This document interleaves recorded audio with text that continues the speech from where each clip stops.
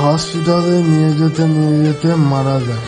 তখন থেকে তো অনাথ হয়ে আমি রাস্তায় রাস্তায় ঘুরি। তখন খুব ছোট, আমি কলেজে ছিলাম।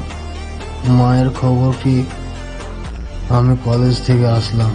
সকলে আমাদের বাড়িতে সমাধির জন্য এসেছেন। আমি শুদ্ধে বাড়ি এসে মাতাকে নিয়ে গেলাম। তারপরে পিতা আমাকে সবকিছু খুলে বলল, তোমার আঙ্কেল মেরেছে তোমার মাতাকে বিজনেসের কারণে। তারপর ওইখান থেকে চলে গেলাম আমি সোজা আঙ্কেলের বাড়ি। আমার বয়স তখন 10 বছর।